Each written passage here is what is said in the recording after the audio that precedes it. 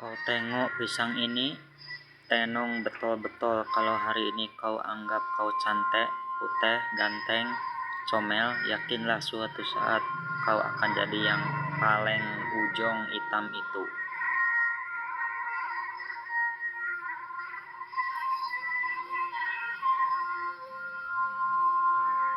Wanita bekerja atau berkarir, dan hendaklah kamu tetap di rumahmu dan janganlah kamu berhias dan bertingkah laku seperti orang-orang jahiliyah dahulu.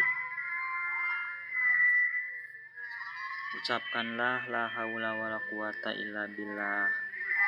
Jika suatu perkara membuatmu lelah dan membuatmu lemah darinya, maka ucapkanlah la haula wala quwata illa billah, karena sungguh Allah akan membuatmu atas perkara itu. Syekh Ibnu Utsaimin rahimahullah. Pertanda bahwa kita sedang lemah iman, Syekh Muhammad bin Shalih Al-Utsaimin rahimahullah berkata, tiap kali iman melemah, maka saat itu akan terasa sepele kemaksiatan dalam hati seseorang. Dia menganggap maksiat itu hal ringan, juga akan meremehkan serta bermalas-malasan dalam perkara wajib. Dia tidak mau peduli dengan kewajiban karena dia lemah iman. Sarah Riyadus Shalihin 1/496. Menjadi wakil iblis di muka bumi. Ibnu Qayyim rahimahullah berkata, wakil-wakil iblis di muka bumi adalah mereka yang menghalang-halangi manusia dari menuntut ilmu dan usaha memahami agama. Maka mereka itu lebih berbahaya bagi manusia dari setan-setan jin, karena mereka memalingkan hati-hati manusia dari petunjuk Allah dan Rasul dan jalannya. Miftah dari Sa'adah 1/160. Jangan salah pilih teman, sifat itu menular. Nimsyad Ad-Dainuri berkata, bersahabat dengan orang salih akan mewariskan kesalihan di dalam hati, dan bersahabat dengan orang yang rusak akan mewariskan kerusakan di dalam hati. Sifatus Safwah 6/78. Aku lebih menghargai orang yang beradab daripada berilmu. Kalau hanya berilmu, iblis pun lebih tinggi ilmunya daripada manusia. Syekh Abdul Qadir Al-Jailani. Setia dalam hubungan. Dalam suatu hubungan tidak bisa selamanya manis dan hangat. Terkadang ada masa yang membuat kita bertengkar dan berdebat. Rasa jenuh dan bosan juga sesekali hinggap dalam kebersamaan. Tetapi segala rintangan itu akhirnya akan lewat juga jika kau dan aku selalu kuat menjaga rasa sayang untuk saling setia dan percaya. 70.000 orang masuk surga tanpa hisab dan azab. Dari Ibnu Abbas dan Imran bin Husain radhiyallahu anhuma bahwa Rasulullah SAW bersabda yang artinya 70.000 orang dari kalangan umatku akan masuk surga tanpa hisab dan tanpa azab. Para sahabat bertanya, siapakah mereka wahai Rasulullah? Beliau menjawab, mereka adalah orang-orang yang tidak minta diruqyah, tidak minta diobati dengan pengobatan besi panas, dan tidak menganggap sial karena suatu kejadian, serta hanya bertawakal pada Rabb mereka.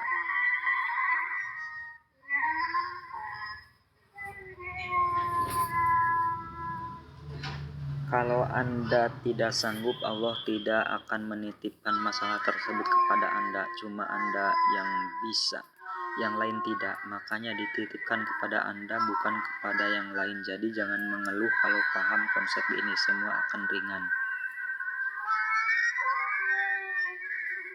Ya Allah, bukakanlah bagi kami pintu rezeki, pintu nikmat, pintu kebaikan, pintu kesehatan, pintu keberkahan, pintu keselamatan, pintu kebahagiaan, pintu keampunan, dan pintu surga-Mu buat kita semua.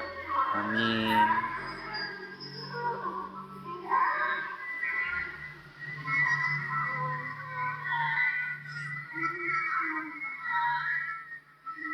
Tujuh hal yang akan terjadi pada tubuh Anda saat tak sengaja tertelan biji pepaya. Wanita tarim. Kebanyakan wanita tarim sangat jarang keluar rumah, akan tetapi mereka senantiasa membuat asbab datangnya rezeki. Apakah asbab datangnya rezeki tersebut? Yang pertama, mereka baca surat Toha setiap malam sebelum tidur. Mereka baca surah Al-Waqiah setiap kali selesai sholat asar. Mereka beristighfar 100 kali waktu pagi dan 100 kali waktu petang. Mereka bangun tengah malam untuk sholat tahajud. Dan mereka senantiasa bersedekah. Subhanallah, semoga bermanfaat buat kita. Tidak perlu jadi juara untuk jadi pemenang. Tidak perlu jadi yang terbaik untuk bisa dikenang. Tidak perlu jadi populer untuk diterima semua orang. Tidaklah perlu menjadi hebat, cukuplah menjadi bermanfaat. Ketika seorang istri dan anak tidak bisa sholat, tidak bisa membaca Al-Quran dan suka bermaksiat, yang paling bertanggung jawab di hadapan Allah Azza wa Jalla adalah suami. Ustadz Yazid bin Abdul Qadir Jawas.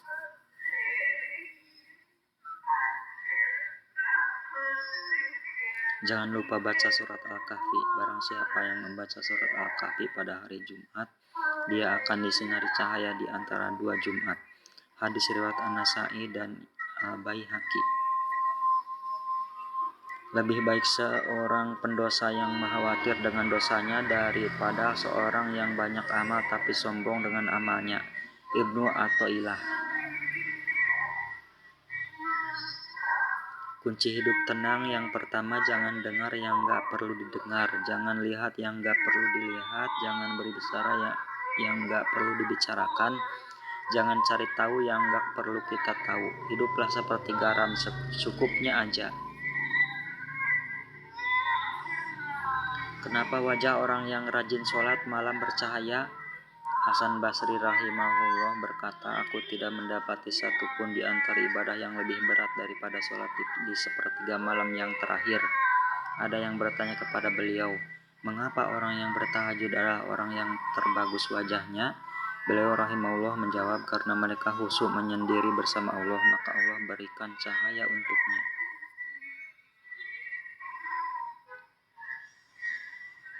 Ujian musibah yang datang meskipun engkau rajin beribadah bertujuan untuk menguji keistiqomahanmu dalam beribadah. Azab musibah yang datang tatkala engkau sering melalaikan dan meninggalkan kewajiban ibadah bertujuan sebagai peringatan padamu agar selalu menunaikan hak-hak Allah.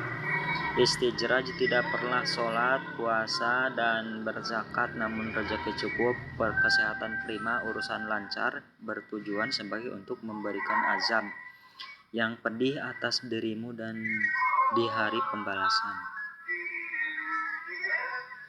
Kadang orang menasihati kita bukan karena dia bijak, tapi karena dia pernah mengalami masalah yang sama.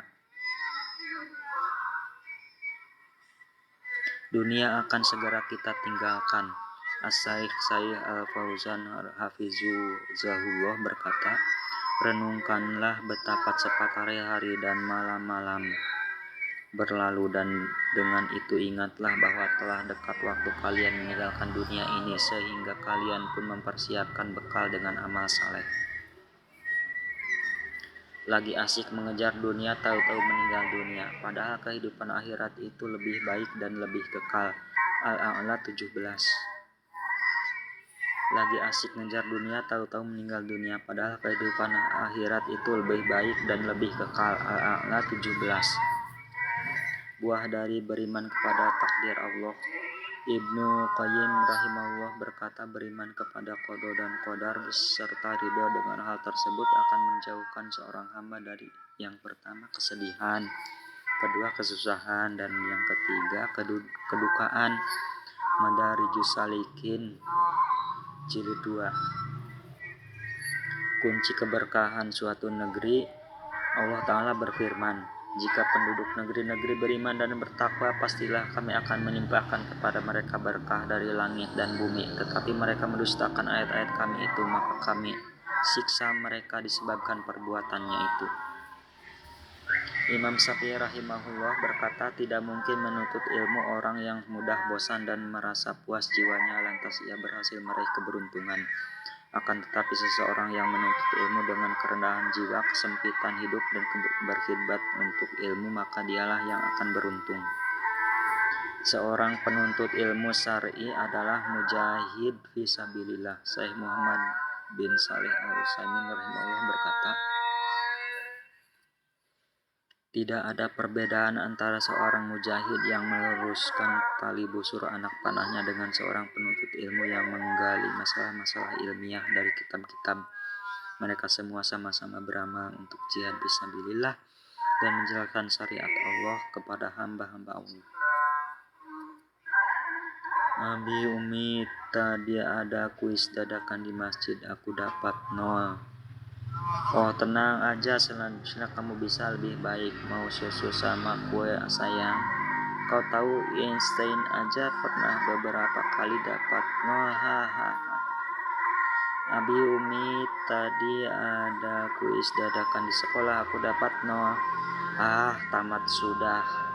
Anakku tidak akan lulus, berakhir sudah. 0 apa?